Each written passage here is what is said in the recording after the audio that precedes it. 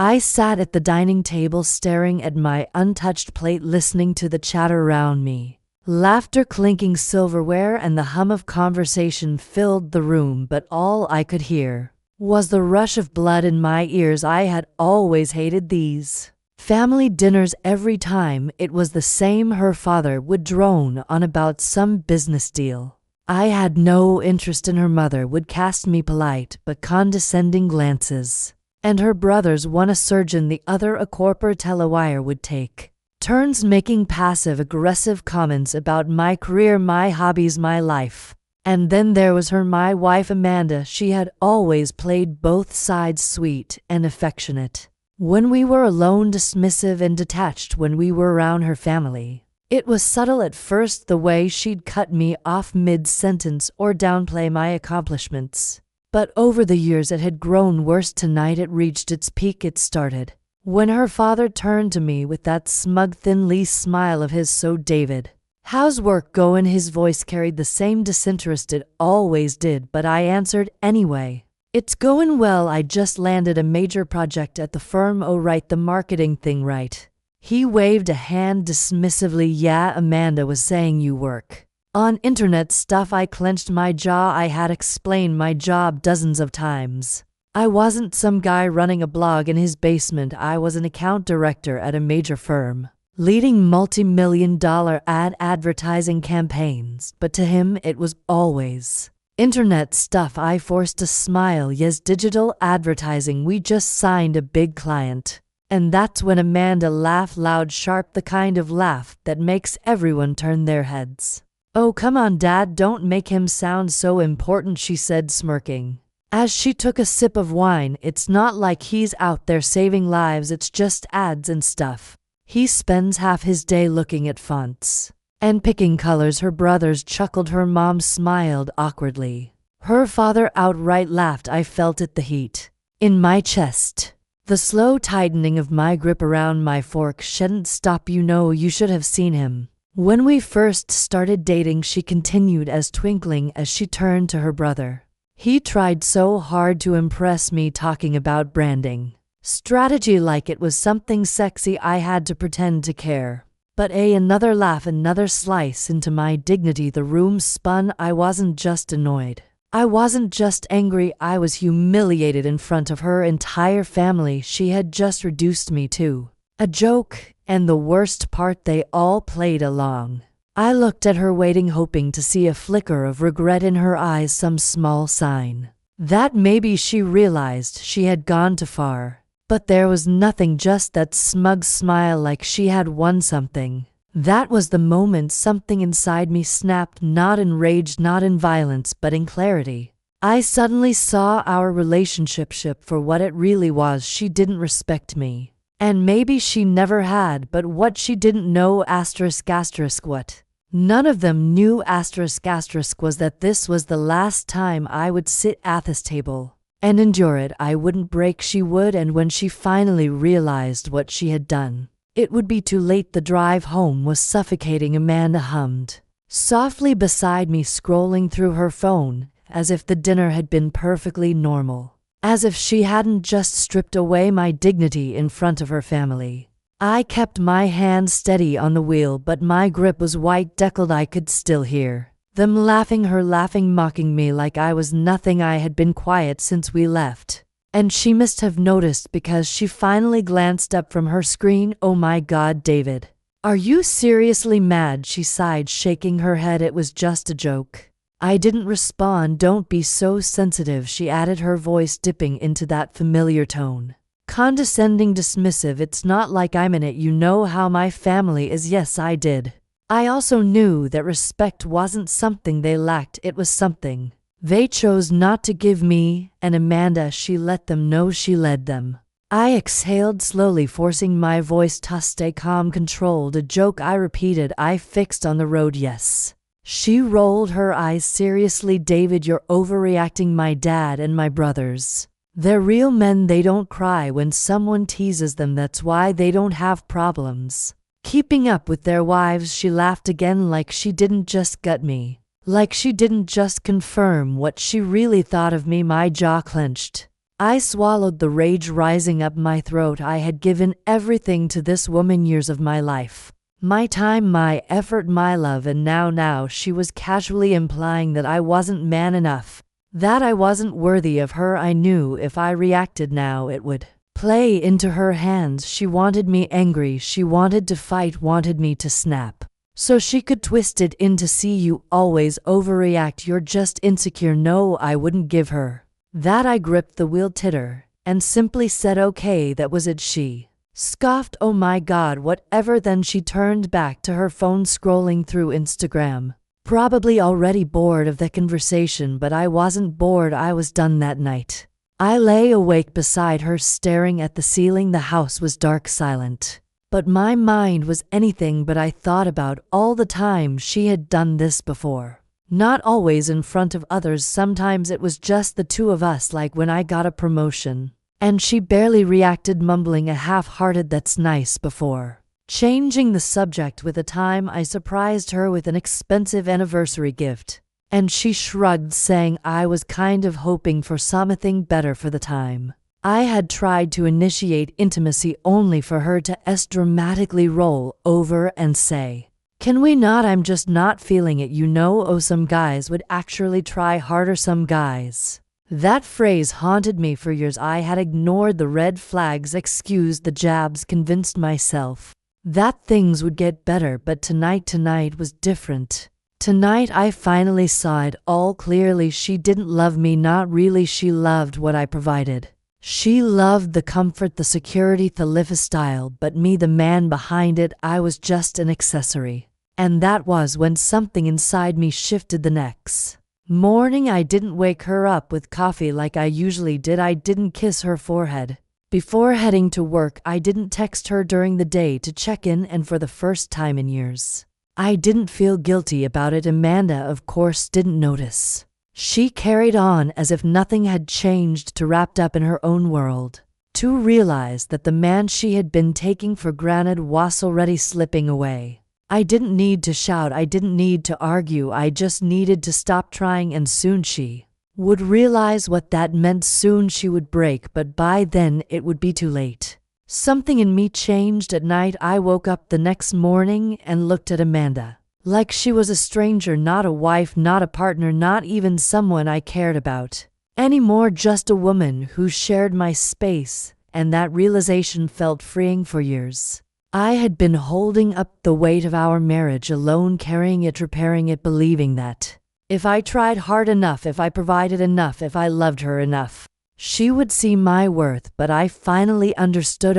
She never would, because the problem wasn't me. It was her, and I wasn't going to waste another second proving myself to someone who never deserved me in the first place. It started small, subtle things she wouldn't notice at first. I stopped texting her throughout the day. No more "how's your morning?" or "want me to grab you something on the way home?" I stopped owing the little things, bringing her coffee, remembering her favorite snacks, keeping track of her schedule when she forgot. I stopped initiating intimacy. No more back rubs, no more stolen kisses, no more reaching for her under the covers. I just stopped, and the best part, she didn't even notice. Not at first. She went about her days as if nothing was different, because in her mind I was always there, always available, always waiting.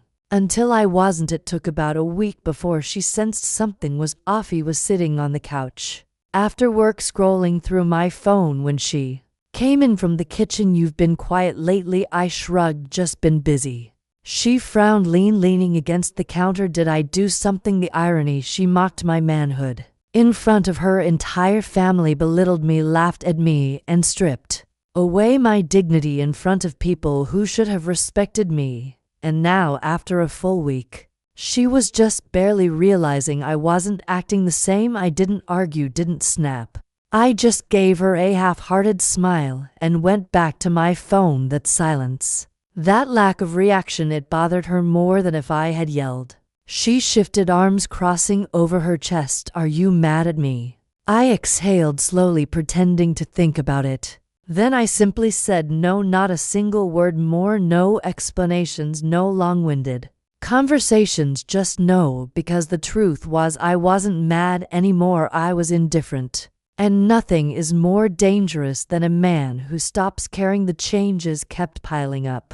She noticed them, but she didn't know how to react. At first she tried ignoring it, acting like things were normal, but then she started testing me. One evening, she came home wearing a new dress, tight, flattering, something she knew I used to love. She twirled in front of me. How do I look? I glanced up briefly. It's nice. Then I went back to my work. No lingering stare, no hungry gaze like before, just disinterest. That made her shift uncomfortably. The next day, she tried another approach. She came up behind me while I was making coffee, wrapping her arms around my waist, something she hadn't done in months. What are you doing? I asked. Not moving, just hugging you, she murmured. I didn't hug her back. Instead, I gently unwrapped her arms and stepped away. She blinked. David. I simply grabbed my coffee and walked out, and that's when I felt it, the shift, the fear in her eyes. For the first time, she realized she was losing me. When women like a man to start to lose control, they lash out. A few nights later, while I was working late, she stormed into my office. You're being, and snapped. I leaned back in my chair, unimpressed. Oh, you're acting like some moody, silent little boy, punishing me with your cold shoulder. Just say whatever's on your mind instead of being passive-aggressive. I smirked because the irony, I wasn't being passive-aggressive, I was just done. I shrugged. There's nothing to say, she scoffed, hands on her hips. So give me a break, David. If this is about that stupid dinner, then get over it. It was a joke. My dad and brothers tease each other all the time. Urias. She stopped because I wasn't reacting. No anger, no yelling, no hurt, just silence. I stood up, walked past her, and said 2 words before heading to bed. Good night. She tried everything after that. She started acting nicer, asking about my day, making my favorite meals, even dressing up when I came home. But it wasn't real, it was desperation. She was scrambling to get back the man she took for granted. The worst part, if she had just treated me right from the start, if she had given me the respect I deserved, I would have given her everything. But now she was about to lose everything, because this wasn't a fight she could win, this was a war. She had already lost. The shift had already begun. Amanda wasn't the same smug, dismissive woman who had mocked me in front of her family just weeks ago. No, now she was watching me like a woman standing at the edge of a cliff, staring at the growing space beneath her feet. She could feel it now, the distance, the cold, undeniable certainty that I was slipping through her fingers. And she wasted her. I fied one evening after I had worked late for the 3rd night in a row. I came home to find Amanda in the living room, sitting on the couch in lingerie. A year ago, I would have dropped everything. A month ago, I would have at least acknowledged it. Now, no, I just felt nothing. She stretched, arching her back slightly, watching for my reaction. I barely gave her a glance as I tossed my keys on the counter. Long day, I muttered. I'm heading to bed. Her jaw tightened. You're just going to ignore me? I turned, expression blank. Should I be paying attention? That hit her like a slap. Her mouth opened, but she had no words, because for the first time ever she was the one being dismissed. I left her there sitting in silence while I walked away. The next morning, I was sipping my coffee when I heard it, the sharp, agitated tone of Amanda on the phone. What do you mean my card was declined? She snapped. Run again. No, there's no issue with the bank. She went silent. Then I heard the venom in her voice. Are you serious? A Then I'll handle it. She hung up and stormed into the kitchen. What did you do? She hissed, arms crossed. I calmly took another sip of coffee. What are you talking about? My card, the joint account, it's gone. I nodded. Yeah, I moved my money out. She stared at me like she couldn't comprehend that I had just cut off her access. You what? She asked, voice shaking. I moved my money, I repeated, setting my cup down. You've got your own income, right? You don't need mine. Her lips parted, but no words came out, because she knew exactly why I had done it. She wasn't my partner. She wasn't my wife. She was just a woman who shared my space, and now she would have to learn what that meant. That night she tried one last test. She stormed into the bedroom, hands balled into fists. "This is ridiculous," she snapped. "You're acting like some bitter ex instead of my husband." I exhaled slowly, setting my book down. "Husband," I mused, tilting my head. I didn't realize I was still one. She blinked what I leaned forward, resting my elbows on my knees. "Ban has a wife. Who respects him?" I said, voice even, "not one who laughs at him in front of her family. Not one who talks about real men as if he isn't one. Not one who only realizes his value when he stops giving everything away for free." Her face drained of color. "You're punishing me for a joke," she whispered. I chuckled. "No, I'm just finally treating you the way you've treated me." Silence, heavy, suffocating. I let it linger, then I stood up and walked past her because I didn't need her to understand. I just needed her to feel it. And now, she was drowning in it. Over the next week she spiraled. She tried everything, making my favorite meals, sending flirty texts talking about working on our marriage, but I was done. I had already checked out. And she knew it. The final breaking point came when I found her sitting at the dining table one night, staring at her phone. She looked small, not the arrogant, confident woman she had always been. No, now she looked like someone who had lost everything and was only now realizing. Edie walked past her toward the fridge when she suddenly whispered, "Are you leaving me?" I paused. She looked up, eyes red-rimmed, hollow. I didn't say yes, I didn't say no.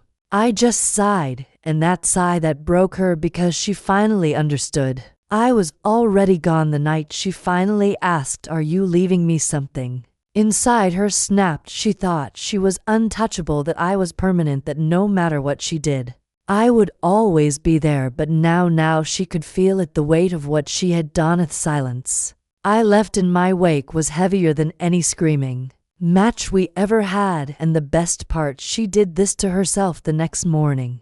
I found her already awake, sitting at the kitchen table. She had made breakfast, not just toast or cereal, a full meal, the kind she used to make years ago. She looked up, eyes pleading. "I thought we could eat together," she murmured, "like we used to." I looked at the plate, then at her, then I grabbed a cup of coffee, ignored the food, and walked away. I could feel her stare burning into my back, but I didn't care because no meal, no apology, no desperate attempt at nostalgia could erase the years of disrespect. She had every chance to be a wife, to be my partner, to treat me like the man I was. But she chose to mock me instead. Now she would have to live with that choice. Amanda always had control. She controlled how her family saw me, how her friends viewed our marriage, how I felt about myself. But now, she couldn't control anything.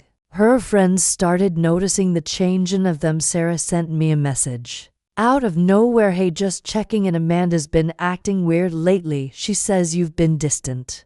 Are you guys okay?" I didn't reply, but the fact that she was talking about it meant one thing: she was panicking. The perfect picture of our marriage that she had painted for everyone, it was cracking, and she had no idea how to stop it. One evening, I walked into the bedroom to grab something when I found her sitting on the bed. She was wearing one of my shirts, legs curled up, looking smaller than I had ever seen her. "David," she whispered, her voice shaking, "I miss us." I didn't say anything because there was no us anymore. She wiped at her eyes. "Please don't do this. I know I messed up. I know She stopped because for the first time in our entire marriage, she realized there was nothing left to say. No amount of crying or begging could undo what she had done. I didn't comfort her. I didn't reassure her. I just grabbed my things and walked out. The next week I packed my bags. I didn't make a speech. I didn't give her a final argument. I just left. And that broke her more than any screaming match ever could, because for the first time, Amanda knew what it felt like to be abandoned, to be treated like she was invisible, to be nothing, just like she had made me feel. The last message she ever sent me was simple: "I hate myself for what I did. Please just talk to me." I read it, then I deleted it because I wasn't her safety net anymore. I wasn't her backup plan. I was free, and as I drove away, feeling lighter than I had in years, my phone buzzed with another message from someone new, someone Who saw my worth? I smirked, and for the first time in a long time, I didn't look back. Dear listeners, please share your thoughts in the comments, and do not forget to like, share, and subscribe to the channel.